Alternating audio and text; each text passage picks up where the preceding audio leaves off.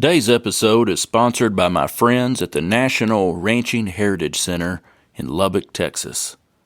The National Ranching Heritage Center on the campus of Texas Tech University tells the story of ranching in the American West through over 50 historic structures. One of these structures is the J.A. Oat Bin. This wooden water tank was first used around 1890 in the Griffin pasture on the J.A. Ranch in Palo Duro Canyon. It held a reserve water supply for 3,000 cows. Moved to the ranch headquarters in the 1920s, it was used as the oat bin to feed the horse herd. The bin was given to the National Ranching Heritage Center by M.H.W. Ritchie and his daughter Cornelia. It was dedicated May 21st, 1988. You can see the J.A. Oat Bin in person at the National Ranching Heritage Center in Lubbock, Texas. You can check them out online at ranchingheritage.org. Come experience real ranches, real stories, real heritage at the National Ranching Heritage Center in Lubbock, Texas. I'm pleased to announce that I'm partnering with the National Ranching Heritage Center to present a performance of my album, Roll On Cowboys, at Carnegie Hall in New York City on March 22nd. I'll be joined by most of the guests from the album, including Ramblin' Jack Elliott, Dom Flemons, Pip Gillette, my daughter Maggie Rose Hedges, Bryn Hill, Corb Lund, Waddy Mitchell, Bridget Reedy, Tom Russell, Rod Taylor, and Andy Wilkinson. You can find the ticket link and more information for that at andyhedges.com. I'd like to start today's show with a poem written by my old friend Larry McWhorter. And Larry wrote this for today's guest, Boots O'Neill. And it's entitled, He Rode for the Brand. His wall wasn't lined with old Doubledays of him riding broncs at Cheyenne. Instead, you'd find spurs and shaps and old bits he'd used through a 60-year span. He'd swapped his old saddle some years ago for a comfortable rocking chair. Now he whiles the hours away all alone. No more for the cow brute to care. The J.A.'s, the Sixes, the Mats, and the Forks. In his youth, he'd rode for 'em all. He'd stay with the wagon from early spring till it pulled back in after fall. Many a maverick had stretched his grass rope, bad horses he'd raked with his hooks. He'd been a man among men, you could tell, by the way he talked and his looks. I used to go see him when school let out to pick his old brain for some knowledge, and he'd tell of things he'd learned through the years that they didn't teach me in college, like stuffing cottonwood leaves in your hat to keep your head cool in the sun, how to strain water from an old dirt tank, which cow was most likely to run. The other boys called him an old windbag. His tale's just an old man's prattle. But there was a time he'd do a day's work on horses we couldn't saddle. His kind of cowboy my friends never knew. He'd brought no cheers from the grandstand. He'd never rode for the big crowds, it's true. But by God, he'd rode for the brand.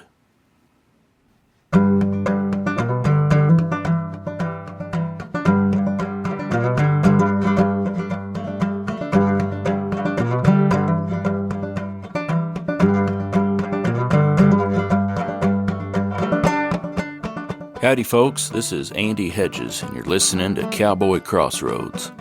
On each episode, I interview a different guest and ask them to share stories and discuss music, poetry, and culture from the working cowboy West and beyond. My guest today is Boots O'Neill. Boots O'Neill is a 91-year-old cowboy who has worked for some of the most iconic ranches in Texas, including the J.A., the Matador, and the Four Sixes. He's worked at the Four Sixes Ranch for the past 33 years, and in 2018, he was the first recipient of the Working Cowboy Award from the National Ranching Heritage Center in Lubbock, Texas. In the summer of 2022, he was featured in a Texas Monthly story by Christian Wallace entitled The Bronc-Busting, Cow-Punching, Death-Defying Legend of Boots O'Neill. I interviewed Boots on stage in front of a live audience at the inaugural Ranchverse event at the National Ranching Heritage Center in Lubbock, Texas on August 5th. Here's Boots O'Neill.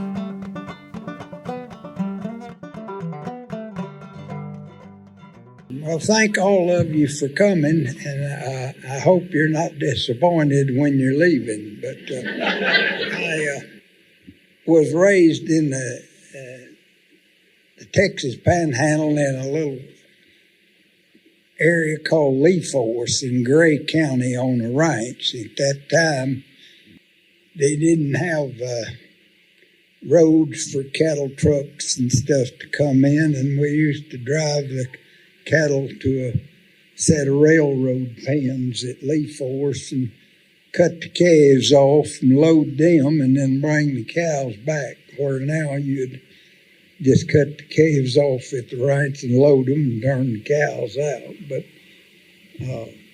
just a little tip of some of the changes. But I went to work for the JAs when I was 16, and at that time they had 500 or 600 sections in the Palo Duro Canyon area, and they didn't own a pickup, and we had chuck wagons and pulled them with 4 big perching horses.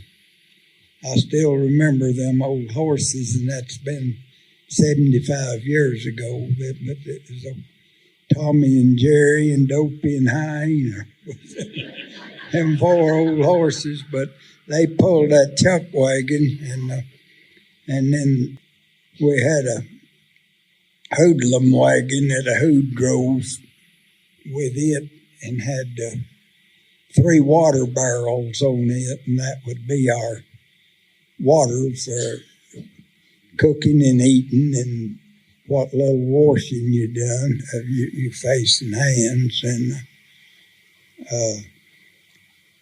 a thing that I look back now, and I'm surprised that we're still going. We used to back that wagon, just back that wagon off in a tank of water and stand in the wagon and dip them barrels full.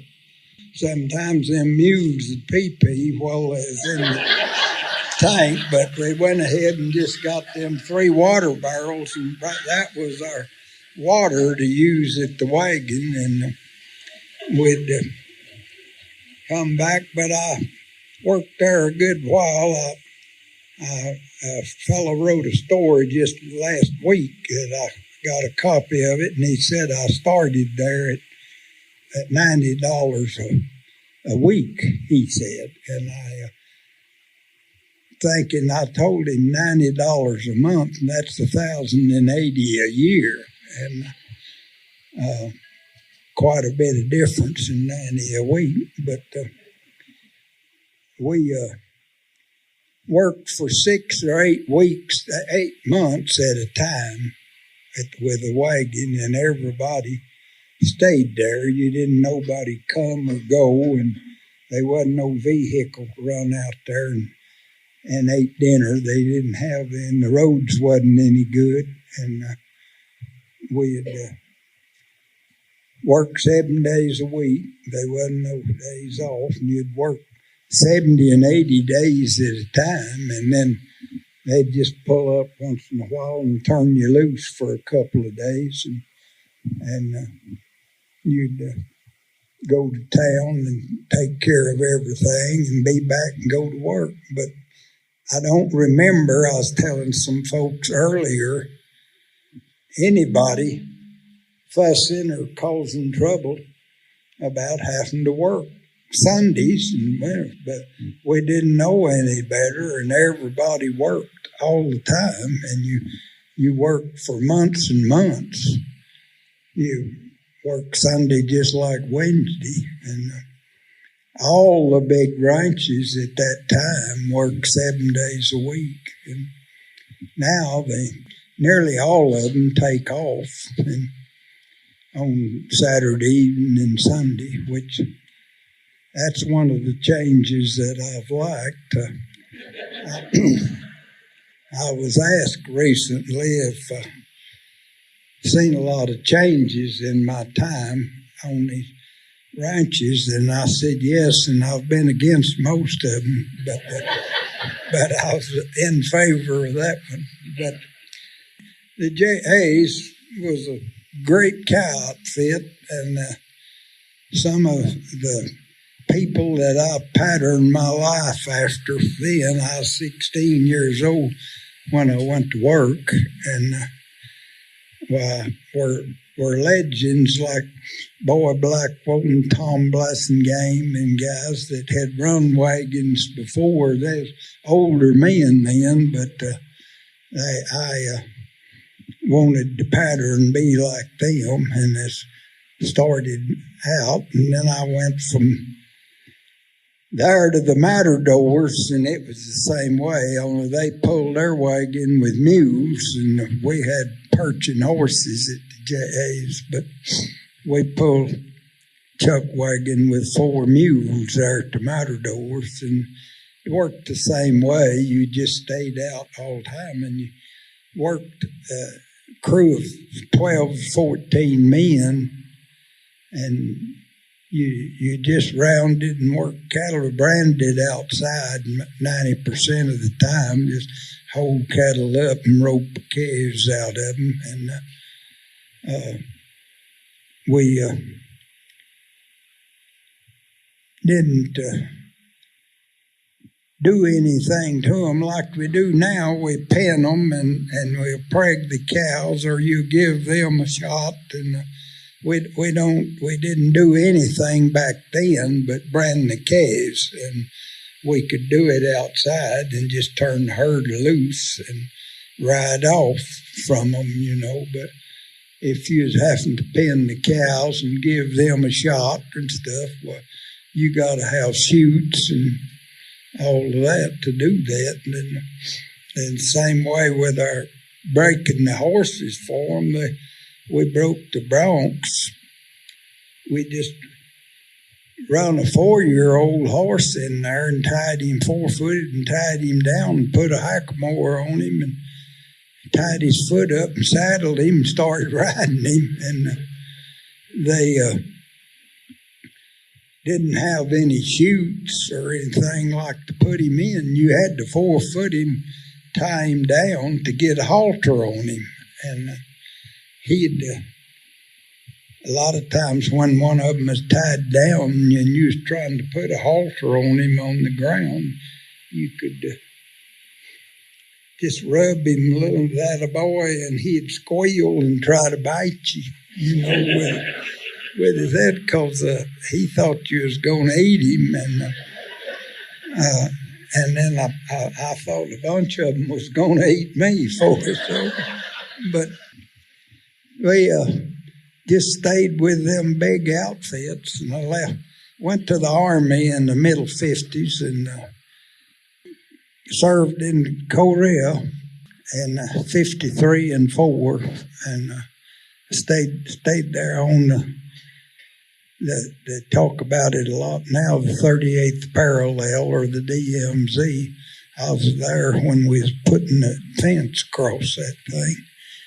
But come back, went to work for the Wagner Ranch in 1955, and I've spent my life since down in that country. I worked for Wagner's 25 years and then came up and worked for, I've been there at the 4 6s 33 or 4 years, I'm not sure.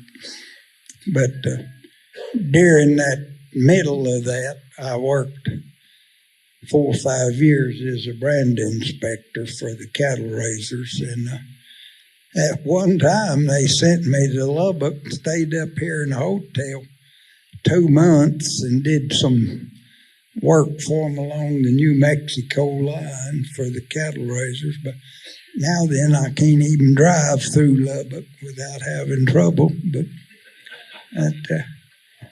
I remember 50th Street, that is in 60 or 61, was way out there. Now then, that's just right downtown. But Boots, would you go back to when you first went out to the JAs? And I've heard you tell this story about when you first got dropped off the first day and driving that wagon.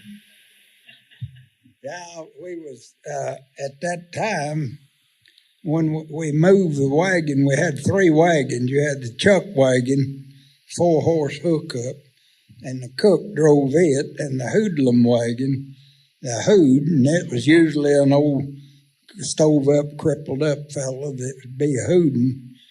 He drove the hood wagon with them 3 water barrels and hauled a rope corral. We kept a rope corral with us because we kept 175 saddle horses with us all the time and caught them out of a rope corral. And then we had an old wagon that just a regular butcher knife wagon, I called it, and pulled it. We had 2 old bucking horses that we broke to work, and they wasn't very gentle.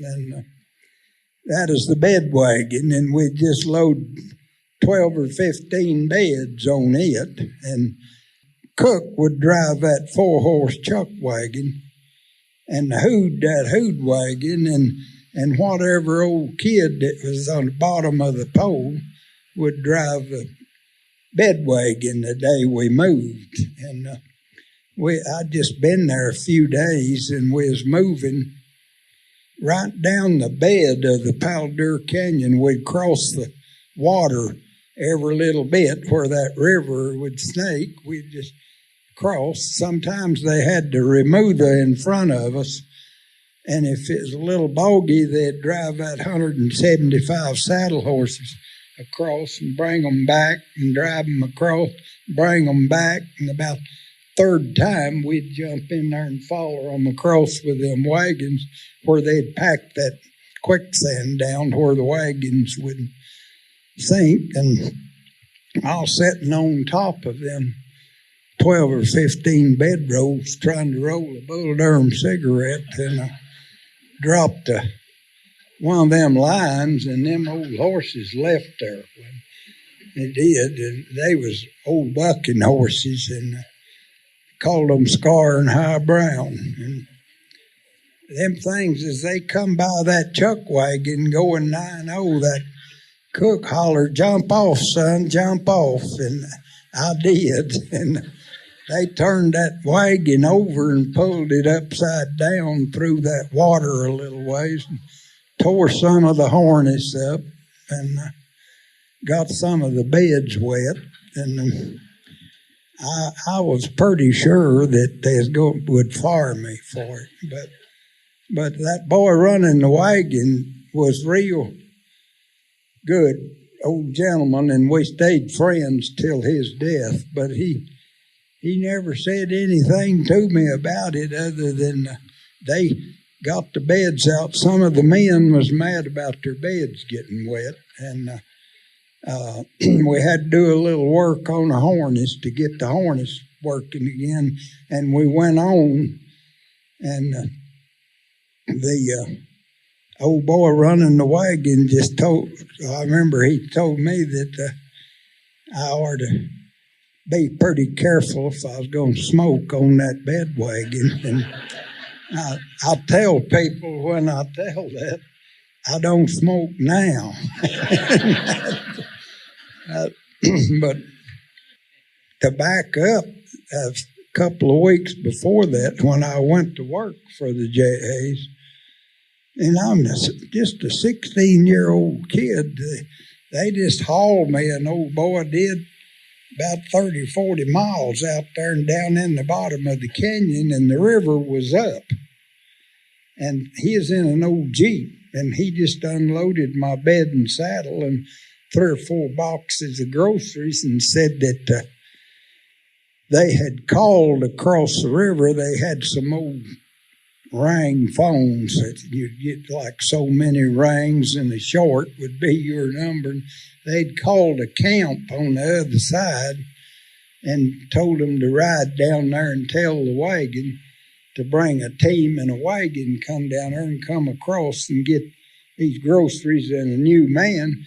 And that old man took me down there. He just unloaded me and left and went back to the ranch. And I'm 16 years old right there in the bottom of the canyon and sat there probably an hour. Nobody. I'm thinking I might have should have stayed with Mom. And directly I seen a wagon on the other side of the river show up over there, and two men horseback with him, and they tied one horse to the end of the tongue, so he'd be pulling with the horses out in front, and then the other put his rope around the wagon box and over the running gear, so if the water was deep, it wouldn't lift that box off that running gear and float it downstream. And then he stayed on the upside, and they come across and loaded me up and went back. The wagon is camped right over on the other side, and we got there and unloaded me, and we caught horses then every night there at the JA's. And when you went to work, they'd give you a slip of paper with 10 or 12 names on it, and that'd be your horses, and issue you a stake rope. And you staked the horse by the neck every night that you would ride the next day. And the horse wrangler, they herded the horses during the day, all day, every day, and he'd bring them in about supper, put them in the rope corral, and everybody'd catch the horse that you'd ride in the morning, and then you was responsible for finding him a little grass, and you wasn't supposed to stake him over within 100 feet of the wagon, so you had to get out and find some grass and stake him and pile your saddle right there, and we'd get out there about 3:30 or 4 in the morning, and you'd saddle him and lead him up there and hobble him and tie him to a tree where you eat breakfast and then go on. And then that night you'd move the stake rope because that is all he had to eat was where you had him staked. And if you staked there 2 or 3 nights in a row, well, the horse you was staking wasn't getting anything to eat. And there's always some guy. I remember we had one old boy from Kittyquay that teased the boss, and he'd tell him, you wasn't supposed to leave a horse saddled of a night. If you slip out there and saddle him about dark, it's going to be about 3:30 or 4 in the morning. You was going to be saddling him anyway, but you'd saddle him the night before and just leave the saddle on him. And this old boy would tell that boss, he'd say, it's really amazing, bud, how much more sleep you can get if you sleep with your clothes on and saddle your horse before you go to bed. That boss would really get mad. He'd tell him, you better not be saddling that horse before you go. But we done that for several years there. It seems foreign now that you'd do that. You stake a horse every night you'd ride. If, like we move a wagon today, they'd tell you, we're going to move a wagon in the morning. Well, when you staked your horse and saddled him that morning, well, you're supposed to take that stake rope up and bring it in, and they had a specific place there on the wagon where you'd tie that stake rope so that you would have it tonight when you got over. And every once in a while, some old kid would forget to bring his stake rope in, and we'd move 6 or 7 miles, is all with a wagon and team. You'd move over 6 or 7 miles and camp. They'd send him back over that night horseback, get that stake rope. And he'd usually he'd remember it from then on after that. But now it seems almost unreal, and it offends me a little because I've had even a good friend when I was telling something like that say that's really interesting, or I enjoyed it, but did you embellish it just a little? But I'll swear that's just the way we done it. You staked the horse every night and rode him the next morning. The horse wrangler would have the horses together when we got the herd throwed together, and you'd change to a roundup horse every day then, and a lot of times of the evening when they'd have the horse wrangler bring the horses in and tell everybody we're going to ride broncs this evening. Well, a bronc like that first day for me, and them guys didn't know me from anybody. I was just a kid wanting to go to work. Well, they caught me that next day after dinner. A 6-year-old, he is a 49 model, and this is, a 43 model, and this is in 49. Drug him out on the horse. He's a great big 6-year-old horse, and said, "Here's you a bronc." And I finally got a hackamore on him and hobbled him and got him saddled. And when they got through catching horses, oozed on him. And I'd been riding a lot of colts, and it had broke a lot of colts, and had rode a lot of colts bucking, 2-year-olds and stuff. But this horse was 6, and he really bucked with me 2 or 3 times that evening. He'd buck, and I slipped by him every time, and I never did have to ride him again, and he wasn't on that slip of the 10 or 12 horses they gave me. So looking back, I think they were just going to see how bad I wanted to be there, because they never did ask me to ride him again. But they talked about it, me riding him bucking, and then 35 years later, I was in the bank at Seligman, Arizona, and a guy come in that was working there at that time, and I haven't seen him since then. And he told them people in the bank that story I just told y'all about me riding. I was that 16-year-old kid riding that horse, and they all really got a kick out of it because they didn't have any idea that I'd be able to ride him. But I don't want to get to pulling my own chain too much here. So, Boots, did you and your brother Wes starting colts for the JAs a year or two after that? Is that what I read?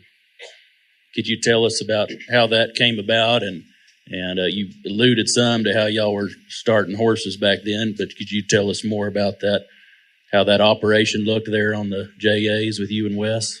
Yeah, and I took, we staked them things. That's the first thing. We'd 4-foot one of them 4-year-olds and put a hackamore on him, and we'd drag him out there on a horse and stake him to a rock around in the prairie. We had 7 or 8 rocks.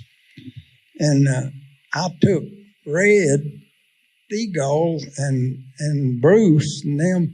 I went with some of them out there and found some of them rocks 50 years after that are still there that we used to stake them broncs on. But the way we break them broncs in, and this was one of the things that guy said he wondered if I was embellishing. So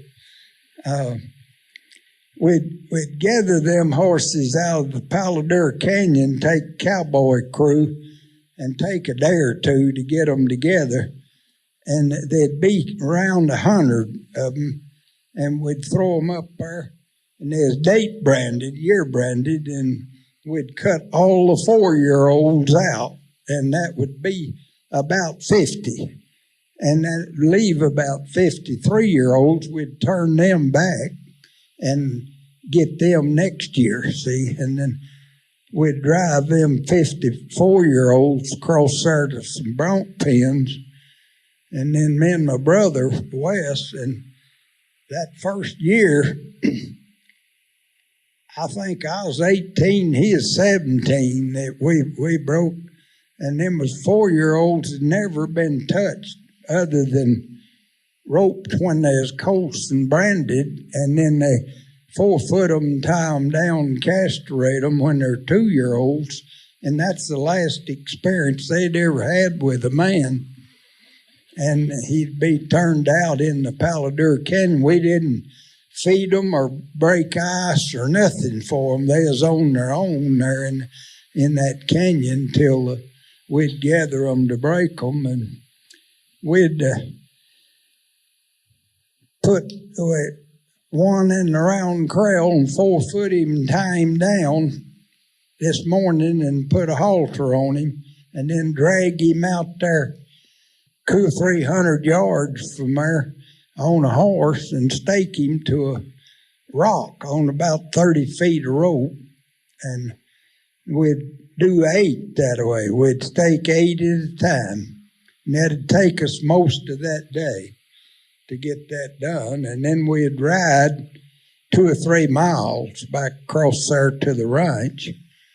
And we didn't have a vehicle over there or a building or nothing. It's in January and February, and you're just out there all day in the cold. And the next morning, we'd drag them 8 broncs that we had staked in and tie them to, we had posts around that corral and where you'd tie them up high so they wouldn't pull their necks down fighting and raising Cain. And then we'd drag one of them in that round corral and had a snubbing post there in the middle and dally him to that post. And we'd plait a big snap in the end of a foot rope, stake rope, and then move down that rope about 3 or 4 feet and tie just a half granny knot around a steel ring that we'd get off of an old harness or something, just about a 4-inch ring. And we could coil that rope, and you'd get pretty proficient at it. You couldn't even get up. See, that horse is tied to a snubbing post there, but you can't even get up to him right there and put that rope around his neck or anything, because he'd jump on you. And we'd get to where we'd coil that up and throw that over his neck, and that snap would come under it, swing under his neck, and you could get to where you'd flip that bottom rope, and that snap would lay over that rope, and then you could lean out there and snap it in that ring, and you had a deal around his neck then, and you could tie his foot up. And we didn't even use a blanket. We just put the saddle on. I wouldn't do my saddle that way now, but we'd just saddle him with the saddle and sink him up and get on him and reach down there and undo that snap. Because we both wanted to be bronc riders at the time, and if you undone that snap and let him move, he'd buck with the saddle, and then he wouldn't buck when you got on him. So we'd get on and reach down there and undo, and that snap would come over the top when he blowed up, and he'd buck. There's usually just buck 3 or 4 jumps, and colts be give out by then. They already been fighting, but we'd ride him in the round corral that day and out in the big corral the next day and go outside on one apiece, the next and the next and the next. That's 5 saddles. Our deal with the company was to ride them 5 saddles, 2 in the corral and 3 outside, and take them to the wagon. And we had to break them real good to hobble, and we'd rope them in a big corral horseback tied to the horn, jerk them down, usually jerk them, a lot of them over backwards, coming out of a corner, catch them, but they wanted them to stop when you roped them in the rope corral, and they could handle them and lead them out and hobble them, and them boys could saddle them.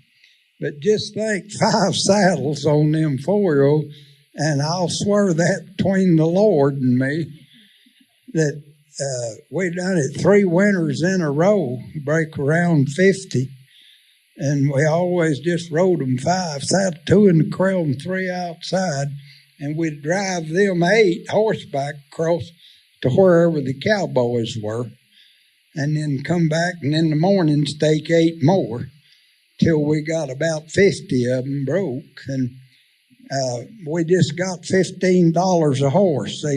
You was getting $90 a month as a cowboy, but they'd cut your wages off, and we stayed at the headquarters bunkhouse, had a cook, and we'd get the $15 a horse for every horse we took, but we'd have, $700. That we bought our first pickup. We went together and bought a brand new half-a-ton Chevrolet pickup, had the gear shift on the steering wheel. A little Chevrolet pickup cost $1,800.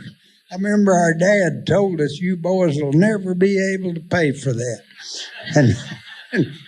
But we paid like $600-700 down on it out of that bronc riding check. And drove it a long time. I think we got along all right with it, but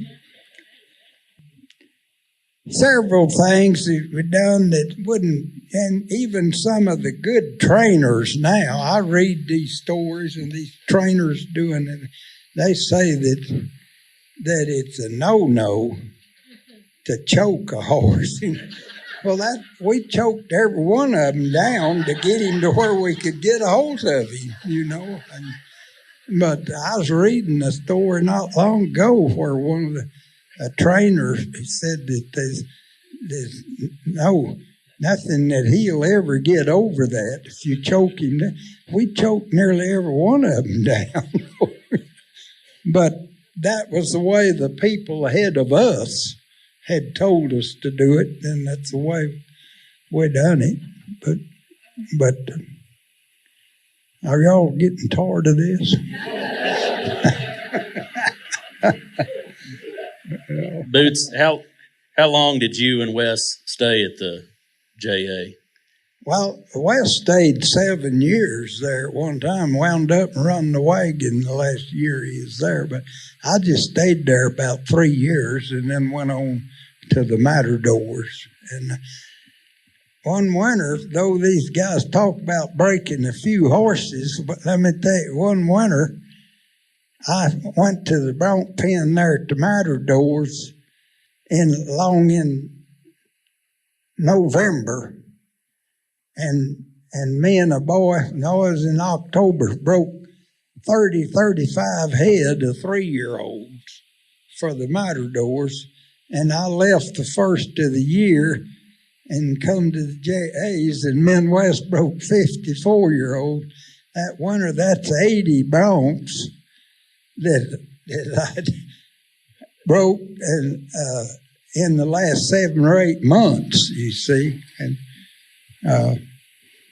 now then, these boys, they're breaking 3 or 4 of their rides now. I'd like to say something, but I don't.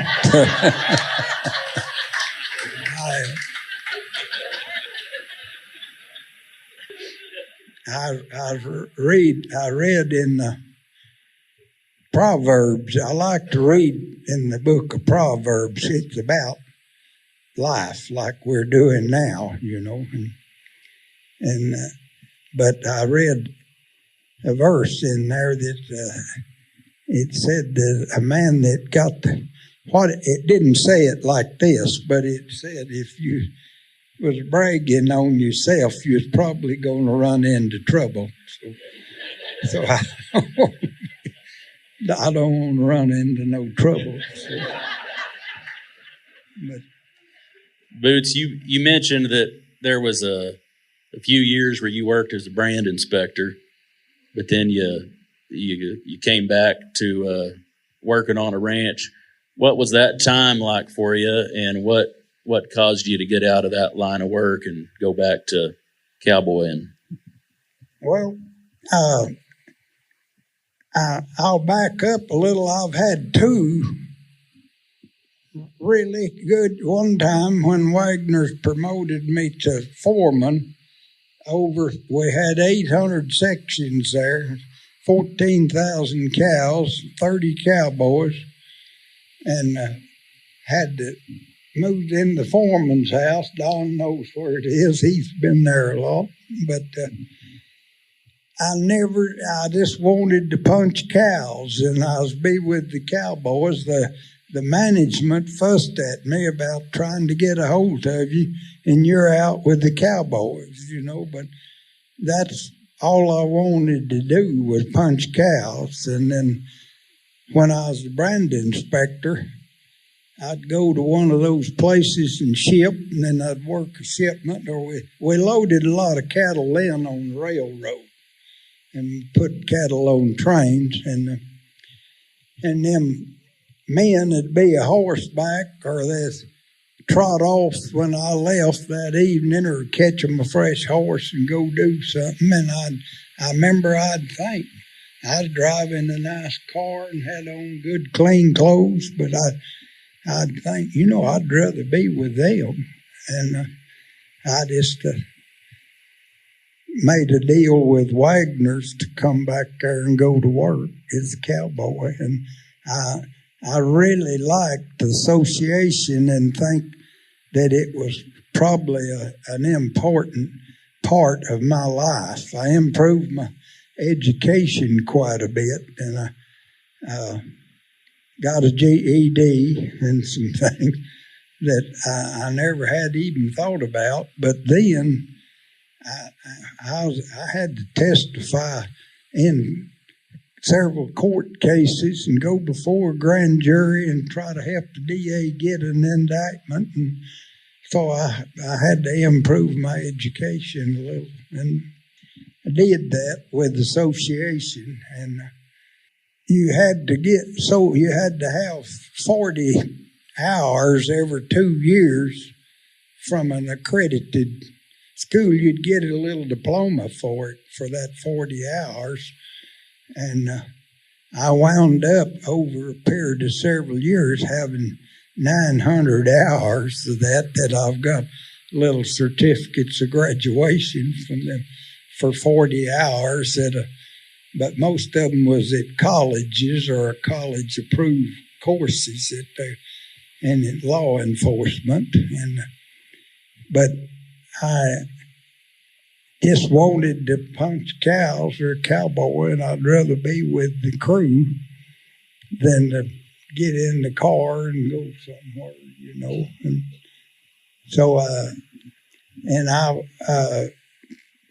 to back up there, I was at the 4-6 wagon with the men, and we ate dinner and had loaded some cattle that morning, and they penned the horses in a rope corral and caught horses after dinner, and I got in my car to take off. And I remember thinking, I was just 32 or 3 years old, and that I had rather be going with them than doing this. So I made a deal with Wagner's.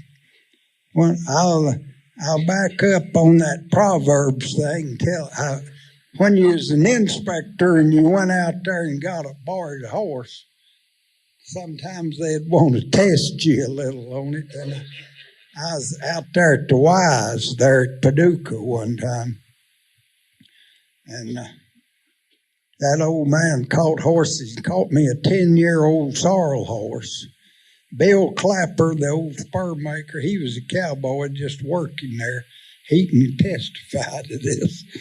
But I just saddled that horse up and turned him around, stepped on him, and he did explode. But I was about 29, 30 years old and riding some bucking horses then, and I put it on him pretty good, and I trotted up to that old man to run that thing. And I said, Mr. Roark, I hope you don't think I jobbed him. I just stepped on him and he exploded. And that old man said, he's been needing that for a long time.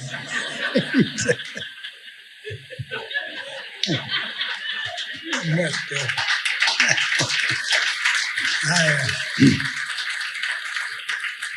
before y'all clap too much, the same horse the next year, they caught me the same horse, and I knew what was fixing to happen that time. He bucked me off.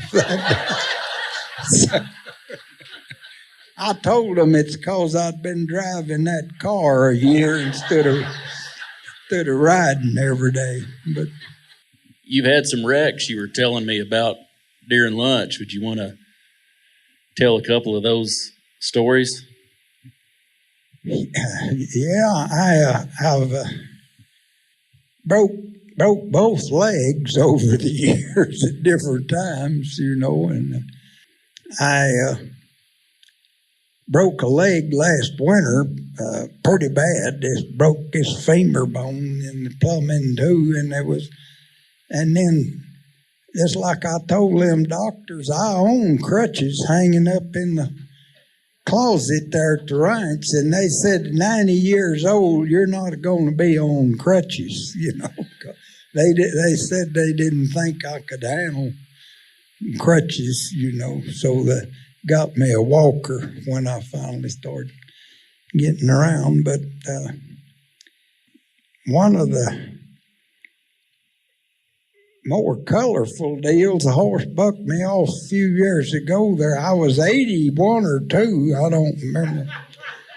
And come in without me, and some of the cowboys seen this loose horse out there, and they got him. It was Dusty Burson. Some of y'all may know Dusty. He works for us and runs the Dixon Creek Ranch for us, but he come back hunting me, and they found me out there in the pasture, and he said I had one glove off and my phone laying there on the ground, and evidently I had passed back out because I never did call, and they got a pickup out there, and then they couldn't get me loaded, so they got the ambulance out there, and they didn't want me, and they got a helivac out of here at Lubbock come down there, and they loaded me up, and I remember telling the boss, Joe, I wished you'd leave me here. Please don't move me. I said, Joe, I don't think I can handle it. It's hurting so bad. He said, well, we ain't going to leave you here, and said, you're going to die someday, but it's not going to be right here. And so they got me to the hospital, and I had 12 ribs broke, and one was sticking in my lungs, and they thought that one was going to get me. And I had a vertebra broke, and then they said, I don't know what that is, but the lobe on my brain bruised, and it was a little blood there. But 8 weeks later, I was riding that same little horse. So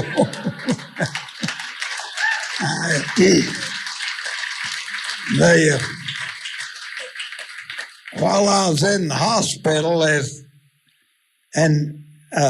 this is some more of that Proverbs thing, but I was in really good shape for be 82 because this 2 large nurses come in there, and I was in still in the intensive care, and one of them girls stepped up and said, Mr. O'Neill, we want you to brace yourself and tell us when you're ready, and one of us on each side, and we'll set you up. And I just sat up. And that old girl stepped back and said, I've seen guys in here with 2 ribs broke, and they couldn't sit up. But they got me out of there in good shape. I had one of the most painful things is they put a tube. A lot of y'all probably know what this stuff is, but put a tube between two ribs and run it into my lungs, where that one was punched in there, and they could. It would drain and clear, and they could get it full of air, and about 4 or 5 days later, there in the hospital, there's an old boy come in there and said, now, Boots, he said, I'm going to pull that out, and said, it's going to hurt. But he said, I'll let you brace and get ready, and I'm going to count to 3 and pull it out. And so I told him I was ready, and he said 1, 2, and pulled it out. He never got to 3, and he is right about it hurting. But I broke this leg pretty bad in 90, and they operated on it on both sides and did surgery and put pins in, and they're still in there. But last winter, I dropped trying to hook a feeder up to a pickup and dropped it, and it mashed this foot pretty good. And I went out to the vet clinic and then asked that vet if he had x-ray it and see if it's broke. And I'd forgot about them pins being in there. There's 4 or 5. And when he shot the x-ray on it, is Nathan, John, he said, Boots, look at all these pins in. I said, I forgot them things. They said they'd leave them. And that was in 90 or 91. And they still looked brand new, just like you just put them in there. And you think they're about doing it. Well, we're nearly done with our hour here, but I wanted to mention you said you recently broke this other leg, but you've healed up, and you told me during lunch you're riding every day now. Yeah, they give me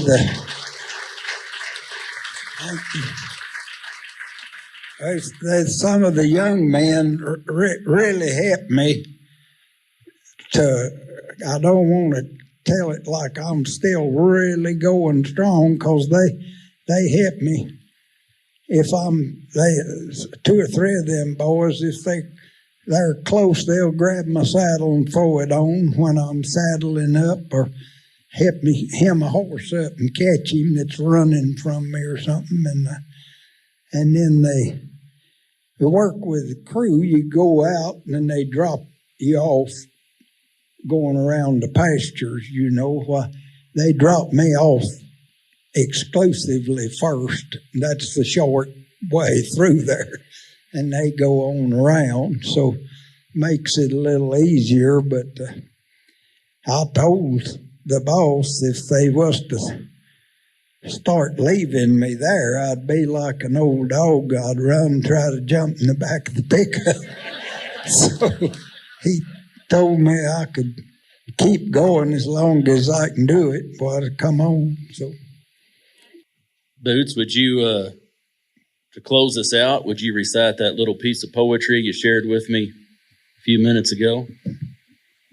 Yeah, I wrote it from an old song for kind of a closing prayer to a cowboy gathering. So, with y'all's permission, I'll say it, and I'll say, they say there will be a great roundup where cowboys like dogies will stand. Now they're to be marked by the rider of judgment, and he's posted and knows all brands. They say he won't ever forget you, and he knows every action and look. But for safety, you best make sure you've been branded and your name's listed in the Lord's tally book.